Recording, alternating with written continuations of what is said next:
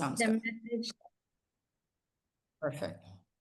Hello, everybody. Thank you for being here. We're so excited to have our first webinar in quite a while. And so we really appreciate everyone who's live and who is also joining to watch the recording later. So today we are talking about turning data into action and using goal setting to help you. Using data to help inform your goals and to help improve as a school and your teaching practice. And so my name is Emma Burns. I am the Professional Learning Coordinator at LAC, and I work with schools all over the world, helping them to use professional learning to build a culture of data use. And I'm joined by my colleague, Lara. Hi, and I'm Lara. I'm Lara Manasfi. I am the school coordinator for Africa and the Middle East. And I've been in education for the last 30 years, working in international school settings. And I've actually had the opportunity to use this with my team when I was an elementary school principal in my previous posting. And we were both very excited to be here with you. Yeah, Lara and I we've talked a lot about the fact that we've both come from a teaching and learning using LAC background and how much that has really helped us to really understand the potential of LAC, and then also to have that context when we work with schools, which has been really Absolutely. great. Yeah. Oh, excuse me. Okay. There we go. All right. So before we begin, just a few reminders. This is going to bring us back to perhaps COVID days, but just a few reminders, please, if you can just make sure to mute your mic and then use the chat box for any questions or comments that you have. And then if you can take a moment just in the chat box, type in where you're participating from or what school you're part of, just so that we can get a sense of who's there with us.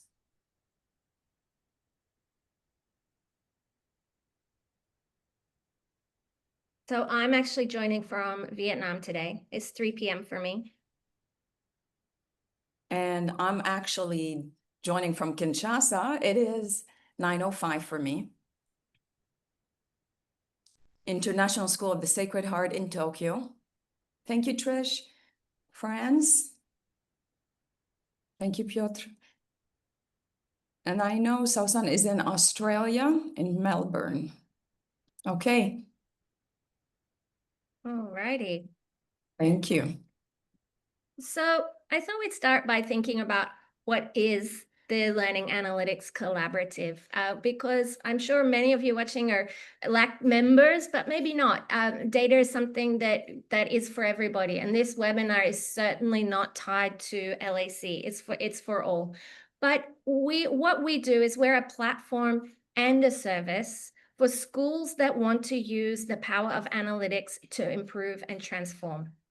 Where our mission is really to support schools to build cultures of data use.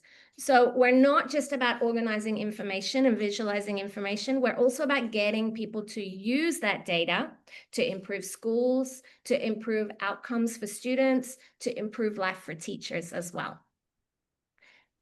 And the way we do that is we move things from data to impact. We start by collecting all of the data that your school has, and we work with schools to figure out how to present it or visualize it so that it's information.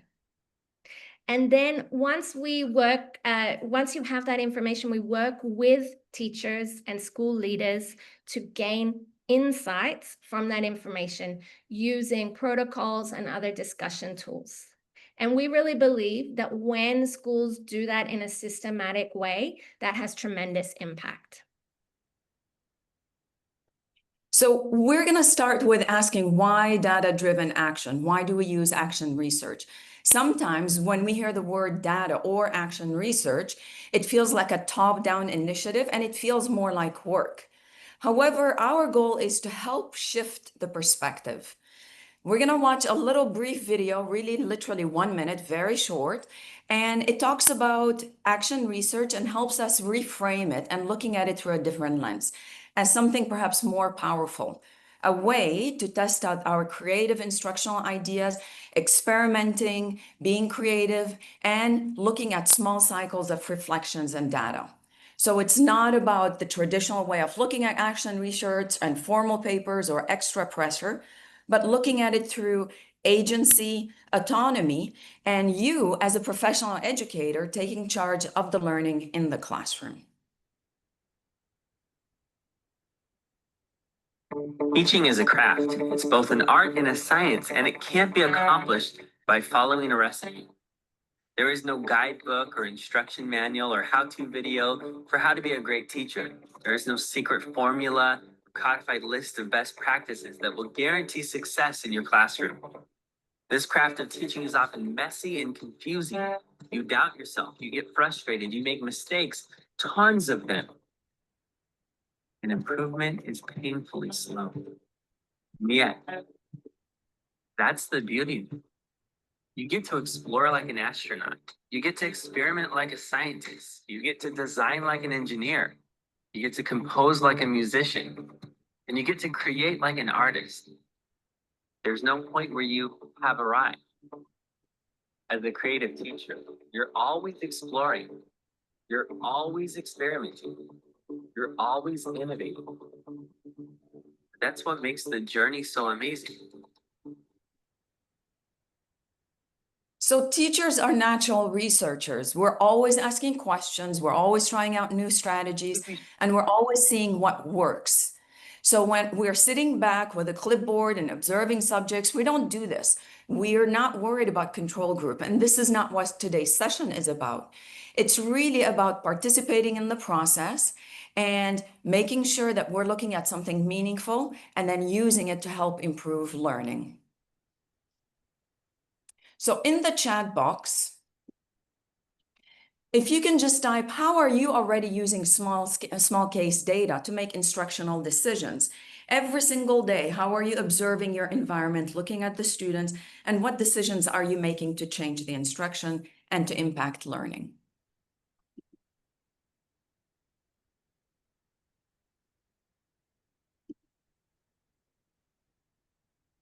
When I think for me, I think it's like gauging the mood of students.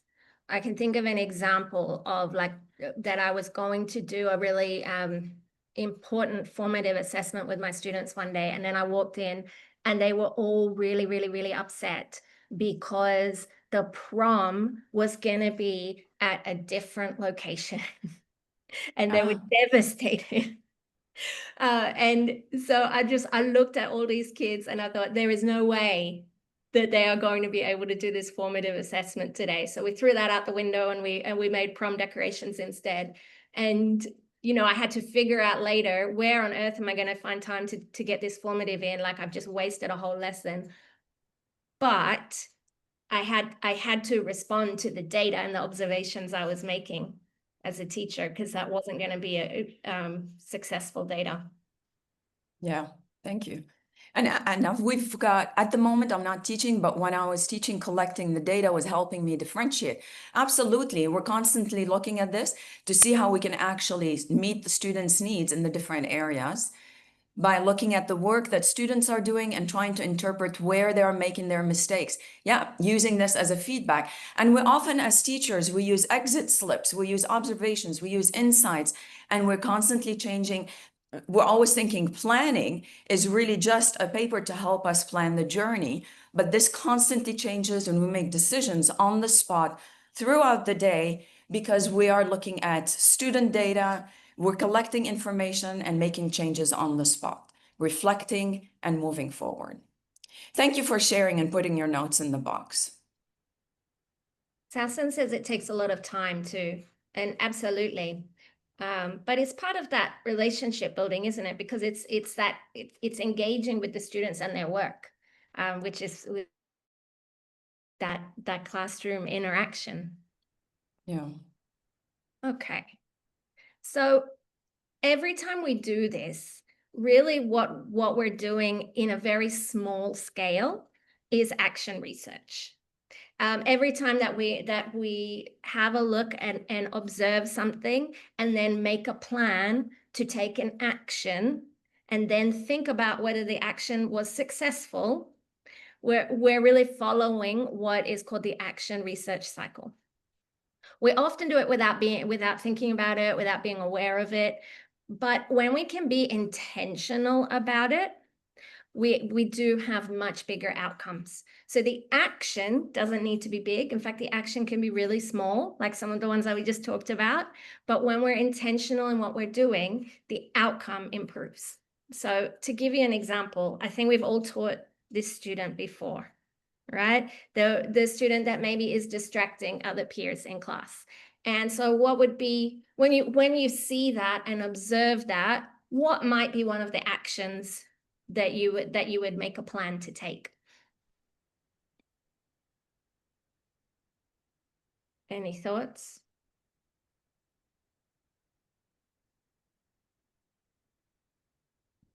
We probably moved the child, right?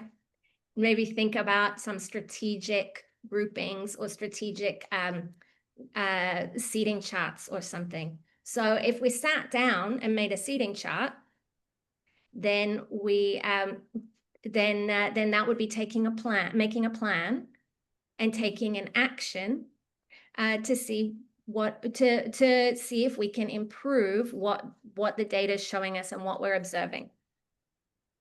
And so then when we take that action, we can see what happens, and maybe in the new seating area, the child's working more successfully and the whole class is able to focus more. So we're able to get some new data, make some new analyses, and then from there, make some further decisions. So we might go, okay, I'm noticing this kid works really well with other kids of the same gender. So I'm going to make sure that I always keep them with that.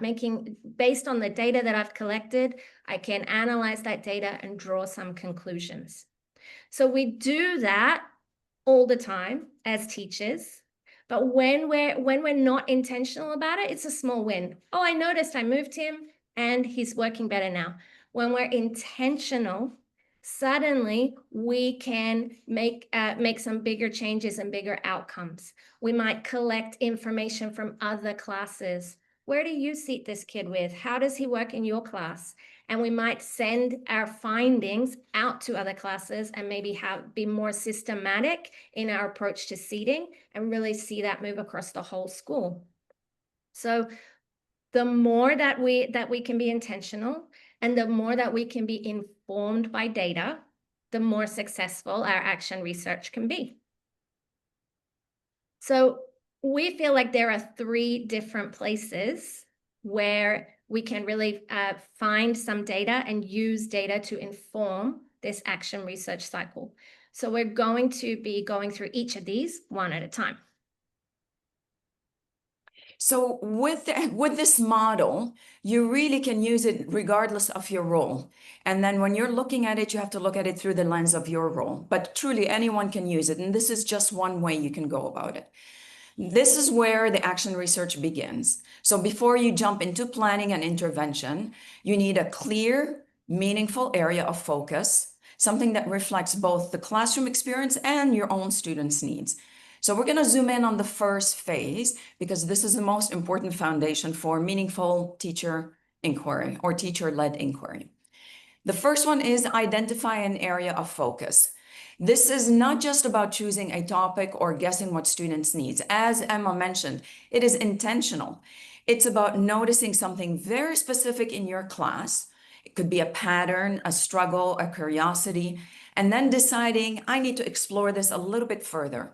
So you might ask, why are some students disengaging during reading? Or like Emma mentioned, why is the students not behaving and he really needs a lot of support?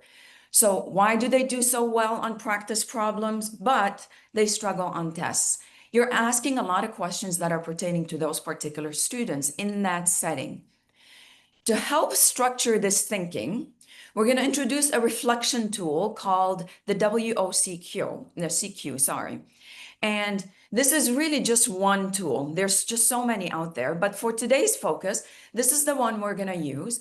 And what is important to keep in mind when you're trying to identify the focus is that your area needs to be relevant to the students, based on something real that you have noticed, and open-ended enough to lead an inquiry, that it's not just a fix. So we're not solving everything at the same time. We're just narrowing it down to investigate. And the W stands for what do you wonder? The O is for what do you observe? The C is what connections can you make? And of course, the Q is what questions can you ask? And we're going to model this as we're looking at the cycle and as we're looking at data. So let's start by wondering and going through the first step of the WOCQ. So I'm going to show you a preview of something from the LAC platform. Like I mentioned before, you can do this with any data, but we're going to have a look at a group of students and we're going to see their results from the asset math assessment. The asset math assessment is a diagnostic tool that's used by some schools. And there are 4 different criteria that it looks at.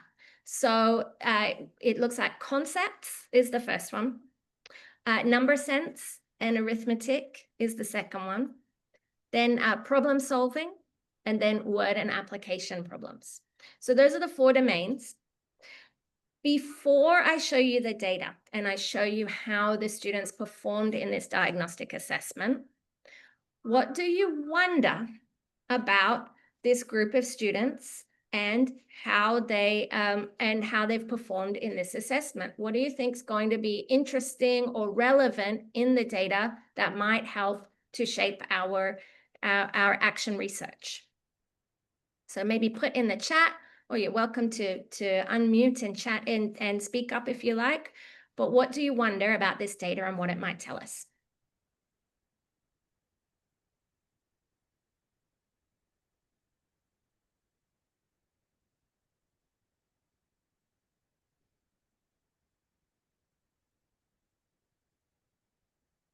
I know I'm curious to see whether I know from my own experience as a teacher, students often struggled with word problems. So I'm curious to see if there's alignment between their number sense and their word problem solving. We've got areas of strengths and weakness. Absolutely. That's probably in general, probably the first thing that we look at when we are observing data and we're trying to see where are they really doing well, where are the areas that they're struggling with, and are there any gaps in their learning? Thank you, Trish. One of the things that I was looking at also, is it a homogeneous group, or are there any outliers in the group? And when we're looking at the data, we're trying to look at things that as a group, but as well as individuals as well. Like, where is the instruction working well? Where do we need to target more on supporting students? What are the trends and what are the patterns? I'm looking at word application and problem solving, especially in international schools. We often deal with students whose English is an added language. So I'm often wondering, okay, what's the correlation there? Are the students performing well? Do you see them both growing in the same direction? Or are there gaps in this particular area, word application, that is supported in other areas as well? Okay, I'm going Thank you. to the next step, that is observe now. And so I'm going to pull up the data and show you how to interpret an LAC screener. And oh, before I do, we've got another one in the chat. Yeah. We also have students who do outside programs that focus on algorithm, but who cannot apply to word problems. Yeah. Yeah, we're both shaking our heads. But so often, right, when in school cultures or country cultures that have a big emphasis on tutoring and external support, we see that, don't we? That the students, their computation skills are so high, but their ability to transfer that to word problems is less high, shall we say? Yeah. So it'll be interesting to see if we find that in this data as well. Okay, so here we've got our group of 8 students. And we're going to look at this data and see what we observe. We don't want to make any judgments. We don't want to make any assumptions. We just want to look at what the data says and be really objective about this. So let me tell you how to read this. You can see we've got 8 students, and each student has a row of data. 1 student, 1 row. And we can see that they've got a little squiggly line and a number for each of the 4 domains.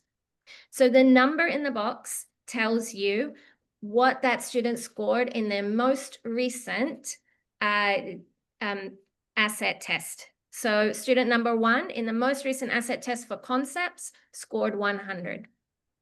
The squiggly line tells you how they've done historically. So you can see if there's any trends or what their learning trajectory has been. So you can see here student number 1 has over the time that they've been taking the test, they've been moving fairly steadily upwards. If we were in the LAC platform, we'd be able to hover over that and see what their previous scores were, but we can just see the preview here.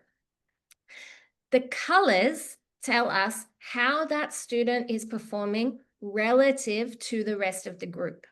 And so you can see that we've got 4 different color sets here, ranging from green all the way down to the bright pink. And that's the students who are in the bright green are scoring in the top 25th% relative to the whole class. And the students in the pink are in the lower 25th percentile. So looking at that data, what do we observe? And as you're looking at this and thinking about what you see, remember, we're not actually looking for students of concern. We're looking for trends because we're trying to find something that might inform us and our teaching practice. We're identifying an area of focus for us as teachers. So what do you observe that might be an interesting thing to investigate in our practice?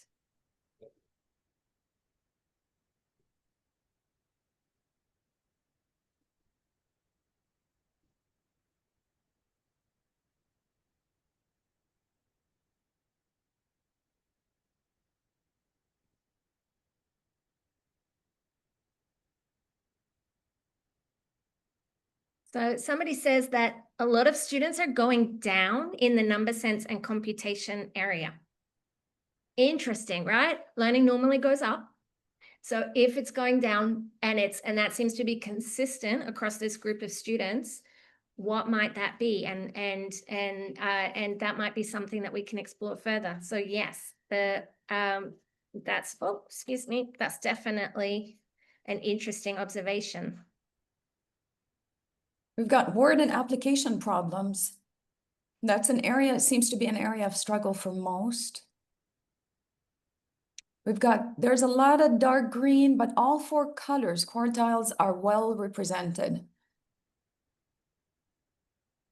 Yeah, so we've got a real spread of students here, don't we? It's almost like I handpicked 8 students.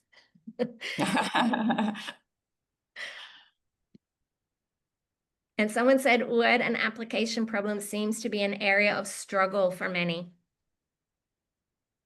Yeah, we can see that at a glance, right? Because we can see the bright pink jumping out at us. Although I'd also noticed that while it's a struggle for many, it's not a struggle for all. We've still got students who are performing really well in that area as well. So it's almost like we've got a big wide range of different levels in that particular domain. We've got another comment. No student is strong in all areas.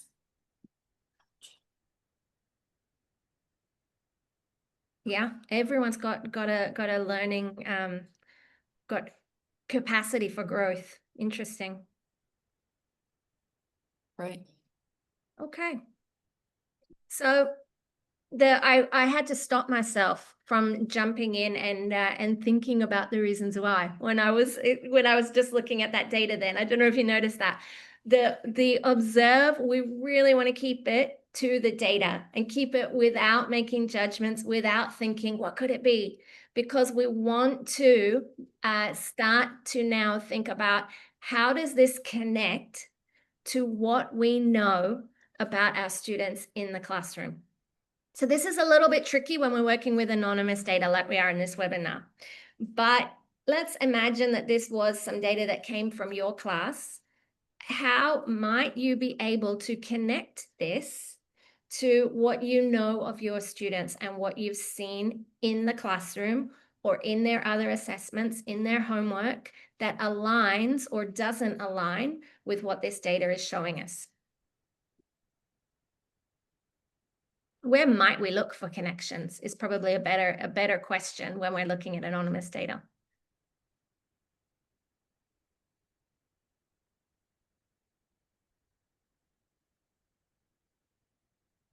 Perhaps with the word and application problems, we would look at what are they like in other subject areas. Is this a comprehension issue? Is this a language issue? Are we seeing the same things in other subject areas? Are we seeing this in their writing, in their interpretation, in their understanding? And again, it's hard when you don't know the students. Here, we're just making assumptions. But overall, it's easy to start connecting to, the students outside of this context. And these are ways you can start asking questions around that. Yeah. Sometimes these things really jump out as something that doesn't align with what you know of the student. Like if we look at student 3, maybe student 3 in class is amazing and works really well all the time. And so this problem solving being lower might come as a real surprise and might be an indication that it's something to unpack and dig further. So thinking about how well does what you see in the data align with what you know of your students can really uncover some interesting things. And I find that this is where it's really, really impactful to look at the dashboard, to look at LAC and LAC, the dashboard, and look at multiple data entry and multiple data points. If you're surprised about this, or is it confirming, you can look at other data entry points and then see, and it's all accessible to you in that dashboard, and you can look at it more holistically as well. And you ask, are they students that are receiving English as an additional language? Are they English language learners? Absolutely. And you start making those connections. Yeah. So thinking about what else we know about the students and how that context can inform the area of focus that we might choose to focus in on. Thinking back to the data and thinking about how we might connect this. So we noticed before that number sense is trending downwards. I wonder what other connections could we make here? Where else might we look to confirm or deny that observation? Any thoughts?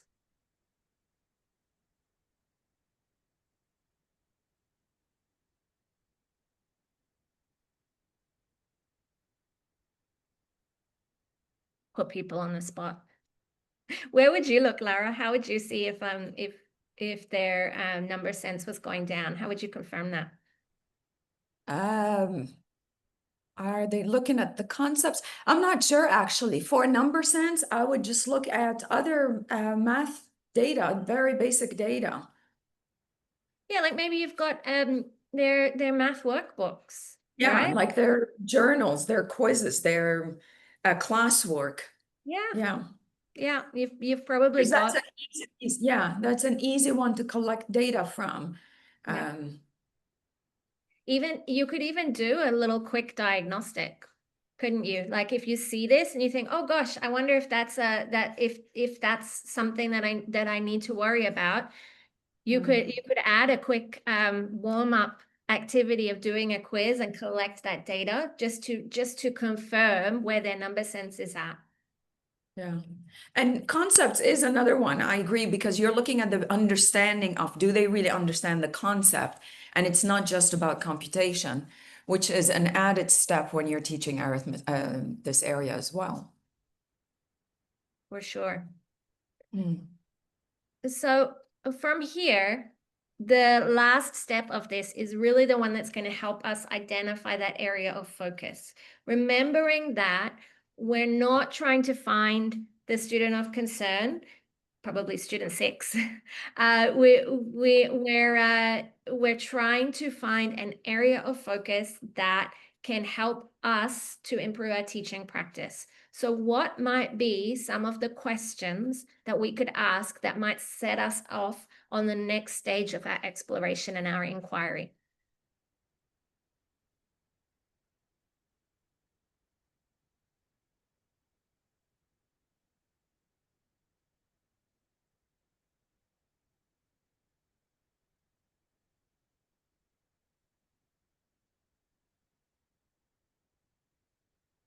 You were mentioning about the word problems before, Lara, and about the language usage. I wonder if there's any question that comes from that for you. Yeah. I think I would want to investigate, is this an understanding issue?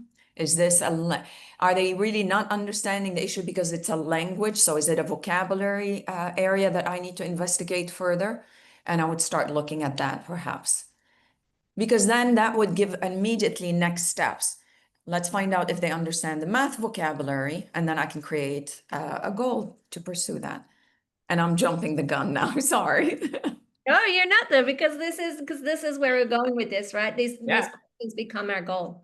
Yeah. So is So it language or is it more practice for numbers and number sense? Do I need to give more practice in this area? Do I need to provide more examples? Are the resources that I'm providing enough support for the students? yeah, absolutely. And we have a question in the chat as well, which is, I wonder if what we see here is only for this group or is it for the whole grade level? Grade level. So trying to determine what's the scope of this area of focus, and is this something that's going to be for everybody or is just going to work with this targeted group of students? Yeah. So what do you normally, when Lara and I do this, we actually have the slides there, and then we look at the one that has the most questions about it, and we choose that as our area of focus. What do you think our area of focus should be for this one, Lara? Well, we kept on talking about English, right? We kept on talking about Word and application problems that came up multiple times. Yeah, so perhaps we'll focus on that. We'll say our area of focus is going to be how are we making sure that all of our students' language needs are met when they have the language that they need to solve word and application problems, something like that. Do you think? Yeah. Well, I certainly kept on coming back to that one. For sure. And Yeah. Piotr says we should have AI to decipher the AI. competition. Funny, it's almost like you knew it was coming next, Piotr. He actually didn't, but that's a good segue. Yeah, absolutely. Okay, so the next step, as you can see, we introduced that tool when you're trying to identify the focus. Now, the next step into the action research cycle is the concrete action. What are we going to do in order to move forward in investigating that question? What can I do as the teacher to address this? And so the action doesn't need to be massive or perfect, but it does need to be intentional, and it's tied directly to the focus. It needs to be specific because it has to be something you can implement within the next 2-week period, for example. And it needs to be instructional within the control of the classroom teacher. It's something that you're doing. You're not waiting on additional steps from outside or from the school. It is in the class. It's something that you can do in the context of your own classroom. So an example could be, I'll use targeted vocabulary review in science every Thursday and Tuesday. If we're talking about word application in math, I will make sure that to introduce the vocabulary or just to do a pre-check and pre-assessment and a post-assessment around vocabulary to ensure that the students are understanding the language and the vocabulary words in the context of math. So really, you're just going to make sure to look for identifying ways that are very specific and intentional. Yeah, and something that we've really noticed just of teachers in general, of humans in general, is we only know the strategies that we know, right? And if we're finding something like students are trending downward, or some students are not capturing everything that they need to capture for solving word problems. Something needs to change in the strategies that we're applying. And so it can be really tricky to kind of open our eyes to new strategies sometimes. But as Piotr alluded to a minute ago, we have a really great tool for helping us to think of some new strategies. So what we've got here is a prompt that you can put in any AI tool that can help you go from that question that we had straight through to a strategy or a series of strategies that you might want to try. And this can be really helpful for getting outside of the strategies that you already know and thinking outside the box, trying something new. So I'll show you the prompt in action. I'm using Gemini. Like I said, you can use any of them. Lara, if you wouldn't mind dropping the file in the chat. Thank you. So it's just a text file that you can download, and then you can upload it as an attachment to your ChatGPT or your Gemini.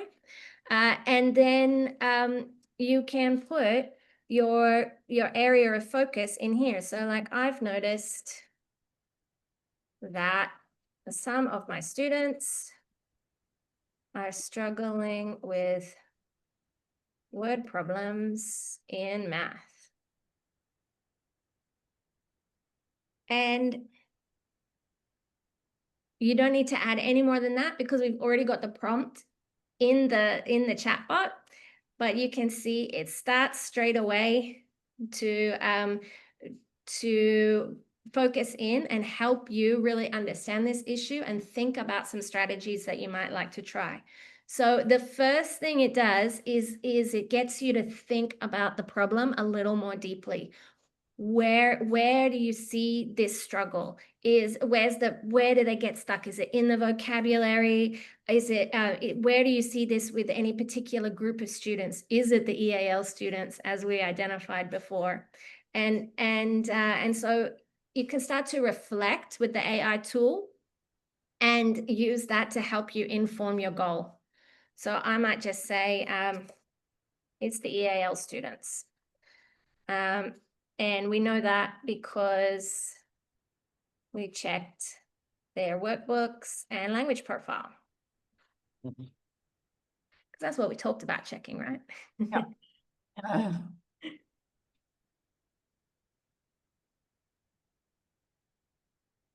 And so then, oh, here we go. So it's given an example goal. The goal is to increase the percentage of EAL students who can correctly identify from 30% to 70%. So of course, we would actually go through the data and make sure that that's a good goal, a good and measurable goal. But in the interest of time and modeling, I'm going to say, yeah, let's go with that goal and pop that in there. And now it will start to give me some strategies that I might like to try. So this is kind of using data in a different way, right? Like going out and collecting data in a smart and Efficient way. An efficient way, yeah. To get the data for different strategies. So here's some ones we can try. Some explicit vocabulary instruction, word walls. Oh, I've not come up across this strategy before. Cubes. I wonder if anyone's seen this one. I haven't. Maybe it made that one up. So circle the number. Visual modeling, language scaffolding, and sentence frames. And numberless word problems. Oh, interesting. Okay, so lots there, and you can keep talking to the chatbot. It'll keep helping you refine them and getting a plan together. But I think that this can be a really effective way to get some new strategies and use data to inform the different strategies that you're going to try. Oh, I moved the slide, but I forgot to move the window. Sorry. So the last step of the action research cycle, now that you've drafted a concrete action to do in your class, is you have to ask, how will I know if it's working? And this is the last step, and you have to look at evaluating the impact of the instructional action. So we want to move away from, I tried something, to, I tried something and here's what's changed. You really have to constantly, as we mentioned at the beginning, it's about reflecting and assessing and looking at it. And that's why it's a cycle. I want to know, I've developed a concrete action. I want to know what has changed. I want to see what worked. So you'll need to focus on 2 key questions in order to answer that question. And so really what we're looking at is we need to identify the data that we're going to use to measure the impact. And we need to know what is that data now. That's called our baseline. So if we think about the idea that we're looking at students and their vocabulary and their word problems, what data are we going to use to measure whether or not we increased their understanding of word problems?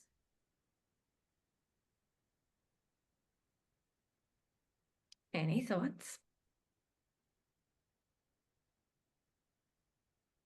We could like focus on doing lots of word problems for a while and collecting the data about how well they're answering those.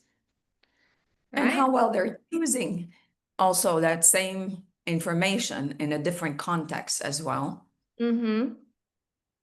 We could also like focus just on vocabulary too, right? We could do some vocabulary quizzes in math class and keep that data. The students playing, you know, if we're doing matching games or something, how effectively are the students matching up the words and the definitions? That could be another a different but also helpful data point that we could use. Yeah. Any others? And when you collect the strategies that you're looking at, and we had in the previous slide, that would also help determine how you're going to measure the intervention as well.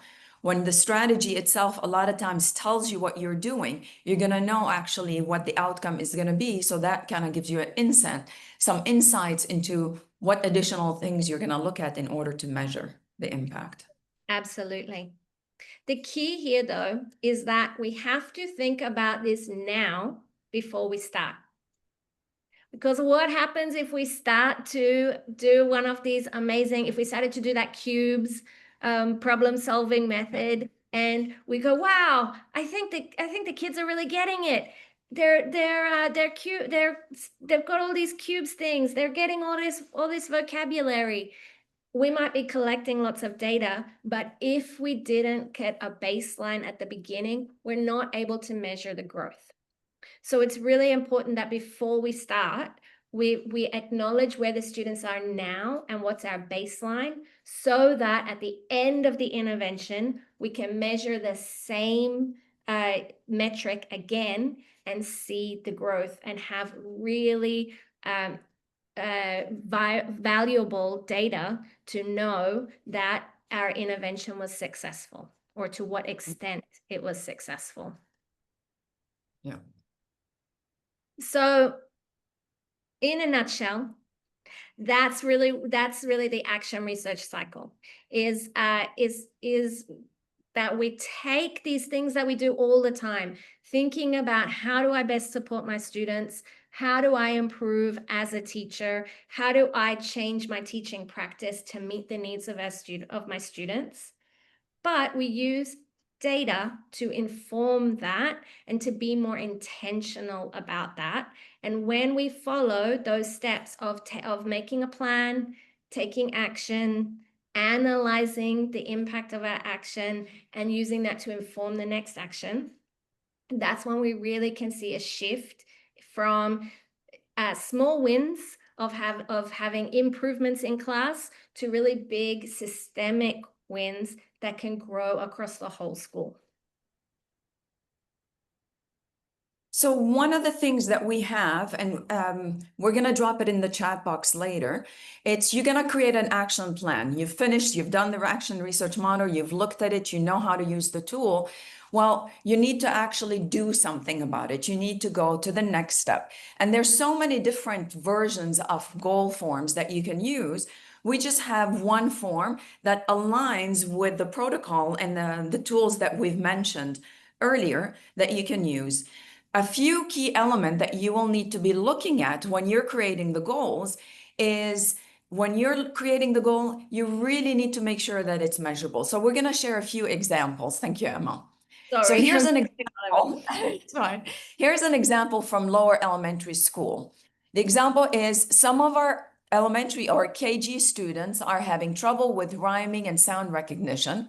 We want to support early phonological awareness through more focused activities. That's a great example. Here's a tip of how you can make it better. Example how the observational data and early benchmarks can guide the grouping and the planning. You can make it time-bound and measurable. So the goal becomes, by the end of term 1, I will implement small group rhyming and sound recognition activities twice per week for students who scored below expectations in phonemic awareness, as observed through a weekly listening and speaking checklist. So what you did, you'd put time and you made sure that it's measurable data as well. And as we mentioned earlier, you make sure that you have the baseline data to go from there. Another example is for science. With science, students are doing the experiments, but they struggle to interpret results clearly in lab write-ups. We want to help them analyze data more effectively. That's a great idea. Again, we need to attach it to a rubric and a specific time window so that we can track the actual movement in the student's scientific thinking. That becomes between now and the end of quarter 1, so that you've got a time element, a very specific time element, I will provide guided modeling and structured peer review protocols. You've got strategies for data interpretation in grade 9 science labs with the goal of improving at least one rubric level in the results analysis criterion for 80% of students. So it's specific and it tells you exactly what you're going to be using to assessing and what percentage of growth you're going to have. You know what else it does too is with this example in particular, it moves it from what the students are doing to the action that the teacher is taking. I'm going to provide guided modeling. So rather than seeing it as a student issue, this is an action that I'm going to take to improve the practice in my classroom. Yeah. And the last example is for specialists. And really, it applies in every classroom that you have as a specialist teacher, whether learning support, EAL, or music, art. We're trying to support language learners in our classes because all specialists deal with language learners. We notice some EAL students or ELL students struggle with instructions and vocabulary during activities. So here's a tip. Specialists are in a great position to reinforce language. So make this goal specific. Give it a simple way to monitor whether the scaffolds are working. And then it becomes, over the next 5 weeks, I will integrate visuals and sensor starters in each PE class for ELL students in grades 1 to 3. And I'll collect observation notes twice a week to track increases in independent task completion. So again, you will also see that the goals are manageable. We're not talking about creating something big that you don't have control over. It's short, there's a time frame, it's beginning to end, and it's very specific. And it's something that you can actually take care of and deal with in the classroom on your own, and it's quite intentional. So designing, sorry, go ahead. No, you go. I'm just popping Like, the form in the chat now. okay. That if you want to use the template. Did you want me to open the template and go through it, Lara? Yeah, that would be great, please. Okay. So again, lots of schools use lots of different goal setting templates. You certainly don't need to adopt this one completely, but you might find it helpful for that you can adapt and use with your own school's goal setting template. it goes through each of the steps that we've talked about in this webinar. So starting by thinking about what's the data that we're going to use. Let's be really intentional about that. We're going to use MAP and CAT4 in grade 4 to think about what area of we might want to focus on. And then using the WOCQ protocol to identify an area of focus and a goal using the SMART goal strategies that Lara described before. And then from there, you can identify some strategies and think about an action plan that you might like to take. And then the last step is, of course, that evaluation method. What's the measurement that you're going to use to measure the intervention that you're trying? What's the data you're going to collect? What's your baseline now? And what's your target? Where do you want it to be at the end of that intervention? And we also put some timelines in there as well. So this template also has the analysis of the data. So once you've done your intervention, have a look at your data. Did you meet your goals? What conclusions can you draw? And what's your next steps? So it goes through all the stages in the cycle. And while it may look overwhelming, because it's a lot of it, all it is really, it's just helping you make sure you have a structure to your thinking so that everything goes there that we have mentioned. Yeah. And as Emma mentioned, there's a lot of forms out there. This just really aligns with everything that we have talked about. And the purpose is that it makes your life easier when you're going through the process. So now what? We thought we'd take it a step further, because when you're working in the classroom, you're really working with your colleagues, you're working with a group of students, with a group of professional educators, and it's really not just about having an impact on one student. It's about having an impact in a classroom and in a school and on learning overall. So we wanted to talk about building collective efficacy with colleagues, with a group of educators. John Hattie's research emphasizes that collective teacher efficacy is the single most powerful influence on student achievement. Yes. And it's the shared in our ability as educators to positively impact student learning. And the action research model that we just actually shared today, it supports this. It really supports this by helping us focus teams on shared student learning goals, by using common data sources, like when you're looking at the LAC dashboard for insights, when you're encouraging structured collaboration and reflection. And we're going to break it down a little bit to show you how actually they all go hand in hand, and you can create a bigger impact in the school environment.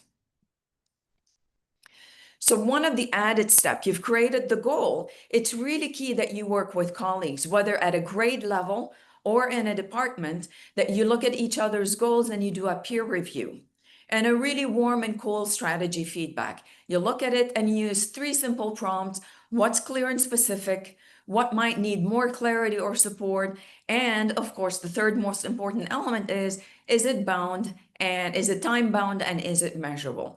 And all it is really encourages the conversation between teams, and it helps supports and scaffolds in getting us to the next level to ensure there's more clarity and specificity around the goal.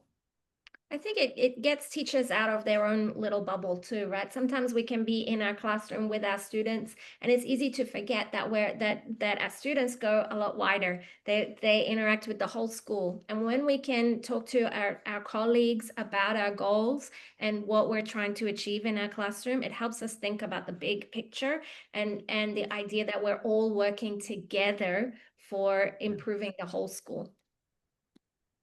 Absolutely. So how does this all fit into collective efficacy, developing or building collective efficacy in a school? Well, you're going to start with the LAC dashboard. And I say LAC, you have to start with data. You explore the dashboard. We talked about multiple data entry points that you can use, and then identify a trend. For example, weak summarizing, low math reasoning, etc. Then you can use the WOCQ protocol that we talked about. Use the protocol to reflect on what might be happening, what's contributing to what the data that we're seeing, and what might we try. And the third step is goal setting. Start using a SMART goal.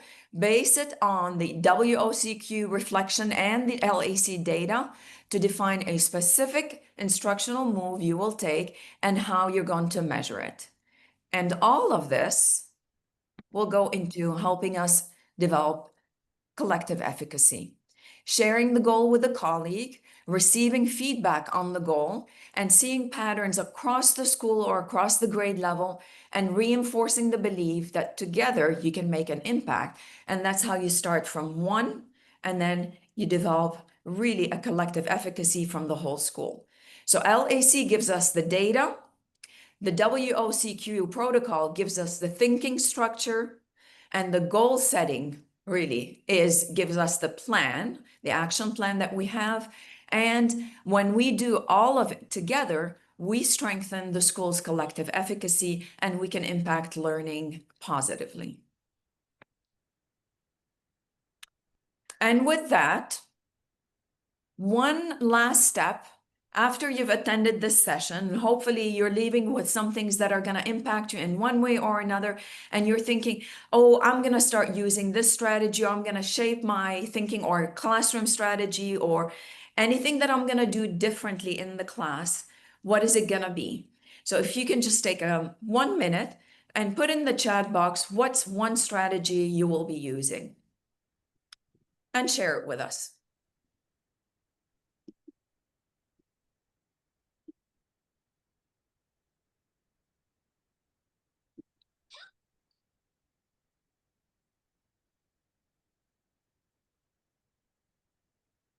I think for me, it's kind of using exit tickets and feedback to help me inform some of the things that I could change, because I think sometimes getting that outside perspective is really helpful.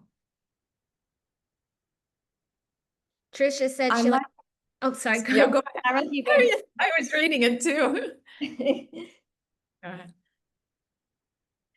So Trish said she likes the idea of using AI to find new strategies to apply to the learning. And Piotr said the same thing, that the AI prompts are helpful. I'm so glad they're helpful. I love making AI prompts. I love chatting to AI. And we thought at this time, really, it's part of the planning. It's part of when you're working in the classroom, we're all using it. And it definitely should be used more prominently as well. Yeah, for sure. Okay, so thank you for being here today and hearing all our ideas about using data to inform goal setting and using action research as a model to help improve teaching practice and whole school practice. And if you have any questions about today, feel free to reach out to us. Thank you so much for making time to be with us. Yeah. Okay. Good. Stop recording. Thank you. Great.